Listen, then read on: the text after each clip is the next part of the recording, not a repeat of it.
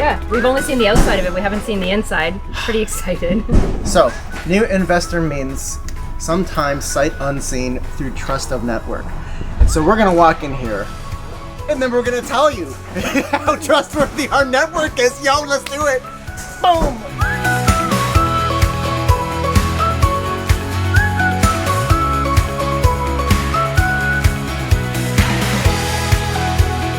This is what's called the right amount of ugly.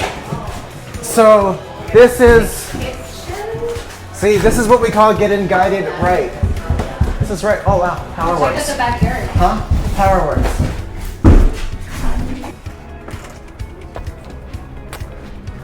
Guys, your backyard is huge. This is a great backyard. Can we not put like some kind of like nanny suite back here? Yes. Well, you know what? What we can do is we can check with the bylaws and see if your property has the right amount of footage in order to create, you know, a little nanny suite back here. Yeah. We can definitely have that checked out. Very cool. Awesome. So, okay, you guys are seeing the first floor for the very first time. What are your thoughts? What do we say? It's the perfect amount of ugly? This is the perfect amount of ugly, and if that ugly fell down the ugly tree and hit a few ugly sticks on the way, this is what we got. Okay, awesome. So, what is the plan, Ken, for the conversion? Yeah, so the plan is to gut. The more that we can gut the building, the better it is for a whole host of reasons. One, when we have the building fully gutted, we can see every single thing that we need to see from a structural perspective, from a building layout perspective. Our dimensions on our drawings can be 100% accurate because there's nothing that's hidden behind drywall or lath and plaster or a fake wall or something that was built over the years, right? We can see everything. So I highly encourage people to, when you're getting into an extensive renovation project, even before you get your designers in to start measuring up the building, get the building demolished first, because that will expose everything that you need to be able to look at in order to design properly and to fix and to re-engineer and figure out your plumbing and mechanicals and all that kind of stuff. So yeah, so the plan is to convert this into 2 legal dwelling units, okay? Main floor and basement is gonna be 1, and then we have the second and the third floor as the secondary unit. We've actually applied already for the demolition permit. We did receive some comments back from the city, actually today, which we're addressing, and we'll send it back. So hopefully get our demo permit, within a week or 2, hopefully. As you can see, demo has already kind of started. I think Lou, get a kick in the wall.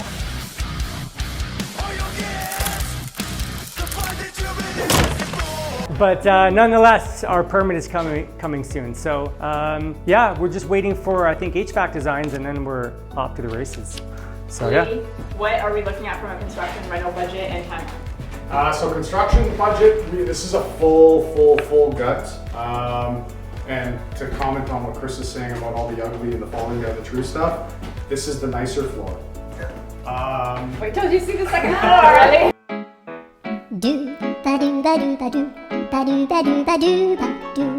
So we're probably going to be somewhere in the mid 3s, and between the time for when we get the permits to completion, we're going to be in the 9 to 12 month range. I have to give Chris and Tara credit in terms of surrounding themselves with the right team to help them mitigate the risk. They have hired or partnered with a phenomenal construction company that has done this type of project over and over and over, and it's got a success track record. They're working with a coach. They didn't go at this on their own and try to figure it out themselves. So I have to give them credit because that's how they manage the risk, and this is how their project is going to be successful, by partnering with the right people. Dalia, what are we seeing from a financing standpoint? What questions do you have for Chris and Tara? Gut jobs equal private money, because no bank or alternative lender is gonna want to touch this property. So that's something a private investor is comfortable with. So obviously it's a big project and it's construction, it's not an improvement. So one of the things that we're looking at is what's called a purchase plus construction, folks, which is some lenders offer it on the street, where they would give you construction financing, a percentage of the construction code that Lee talked about, as long as we can refinance with them at the new value you're expecting, and pay off this construction loan and pay off the original mortgage we took. So that would be your cheapest option for this property, because otherwise we have to, look at private money or more expensive type of construction financing. When talking about money that is available to investors, there is bank money. That's what we call A lender money, and that's the type of money that is cheapest. Then there is B money, or alternative money, and that is the type of money that is more expensive than the bank's money, and the type of lenders who play in that sandbox are willing to do things that the banks don't, like working with self-employed clients, working with a little bit rougher properties, things like that. And then the third bucket is private money, which is most expensive type of money.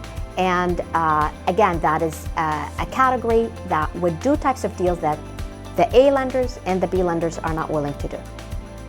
Got it. But either way, maybe just a comment, because I know everybody loves hearing numbers. So we can quickly talk about what did you guys buy this house for? Oh, 550?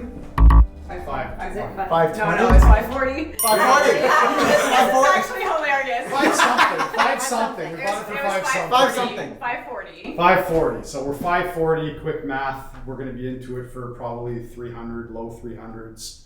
I think the refi, hard to say with the increasing rates right now, but I believe from what we're seeing, we should come back in the high 9s, low 1s. I see Dalia's got a calculator out there, so go minus 20%, so we're 800,000. You're like intuitively good with numbers. I like that. So 800 grand after your 20% loan to value or 80% loan to value. So you're gonna be pretty close. It's actually it's pretty much a perfect BRRRR. Yeah. Right? You might leave a little bit in, Yeah. but considering the market and where things are going and where things are at in this size of project, I think it's pretty good. You guys should be happy. Are you guys wanting to see the second floor? Yes. Scary. Let's do it. Guys, wait. When you pick a property like this, you have to be prepared for a higher cost of money because private money is more expensive. But also, you need to discuss how much of that private money you're comfortable taking, and we want to make sure that when you take it, you're going to be able to refinance if you're keeping the property and pay it off. And we have to make sure that we've planned for the good scenario and the worst case scenario and what that looks like. Private money is easy to get on gutted properties, but the art is in exiting that money. Okay, I want to plan for the best case, worst case, and the likely case scenario, and make sure that you're comfortable with the worst case given the market conditions. I know we're all excited and the numbers look fantastic, and I am with Lee. They do fantastic job with construction and adding value, but I want to make sure that you've seen the 3 scenarios and you're comfortable with the worst case. What does that look like? Let's do it. Yeah. Okay, so we're going to do that.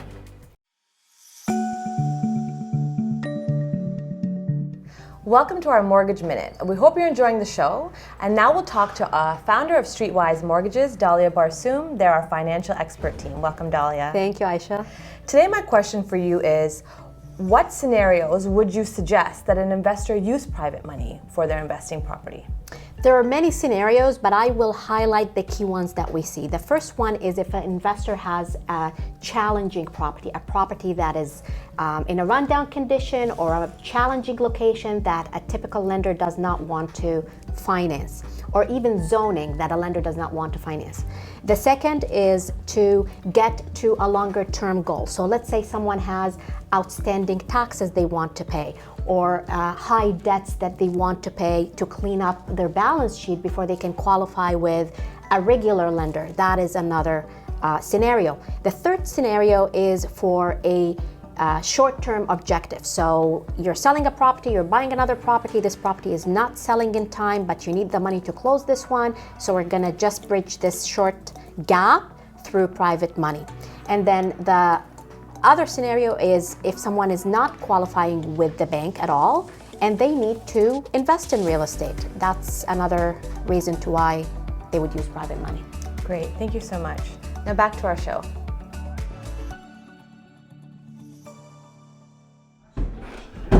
It's coming. Yeah, Yeah, Tara wants to. I want to demolish something. Very nice.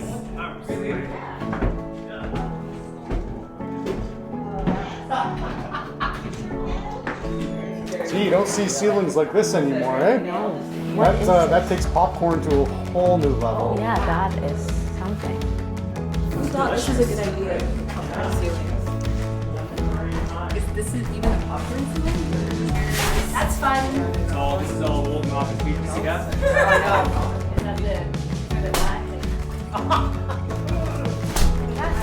That looks so good, guys. Whoa! Don't kick there, kick here.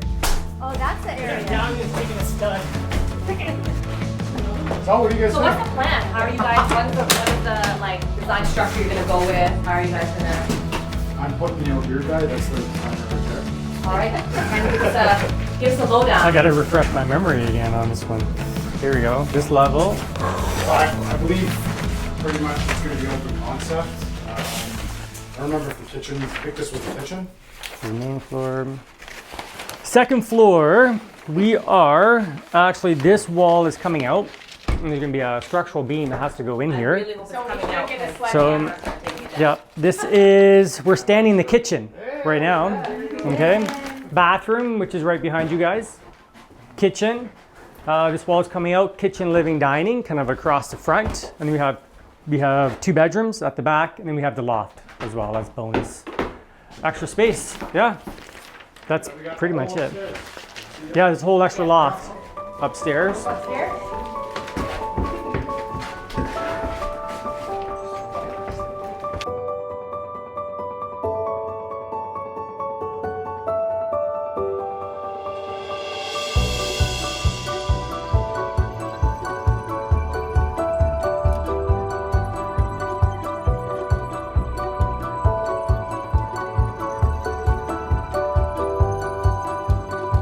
Send you guys the scope of work to go over, and if there's other things you want to put in it, then put them in, and we can adjust the budget. So remember, it's just a budget. We can adjust the budget accordingly. Okay? Perfect.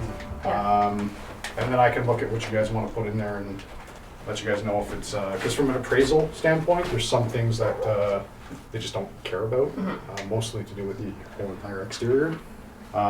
We should put a little bit in the exterior, but not maybe like a 5K budget. I wouldn't go more than that. So.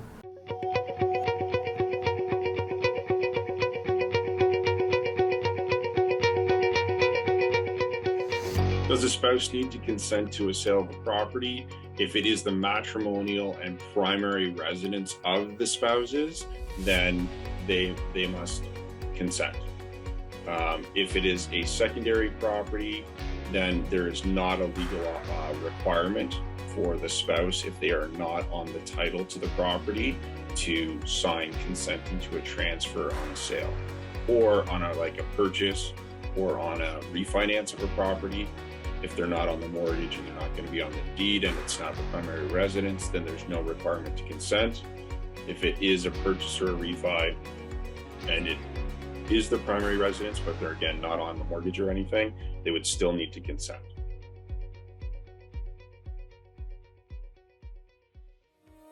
So Tara, this is our first day in here.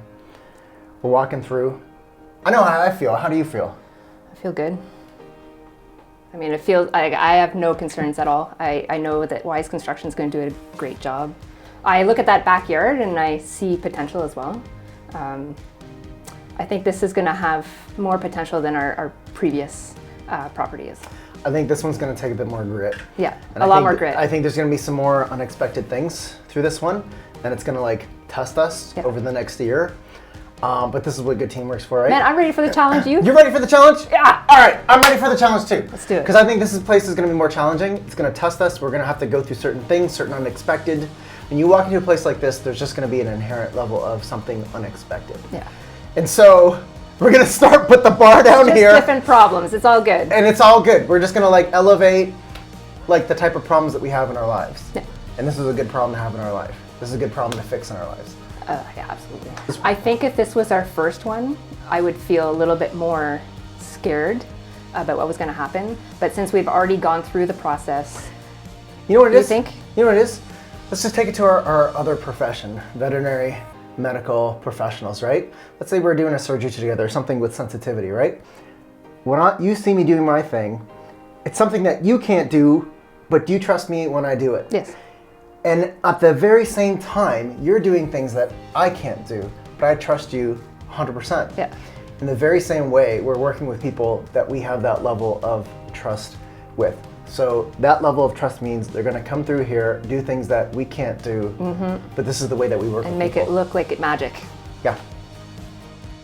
I've been able to see a lot of projects, that we've been able to design and that he's been able to execute on, and I have 100% confidence in his ability. And this was a big reason why we decided to partner up, and Lee and I decided to start the construction company together because Lee is an expert contractor, and he's seen a lot as well.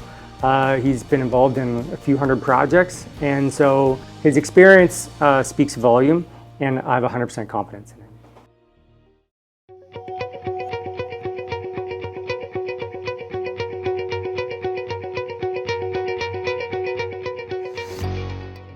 So you don't need to have a lawyer renew a mortgage. The most common option, if you don't use a lawyer, is title insurance companies. Some of the banks use title insurance companies to do simple renewals of mortgages. Most of the time though, when a simple renewal is no longer a simple renewal, you need a title transfer, you need additional debts paid.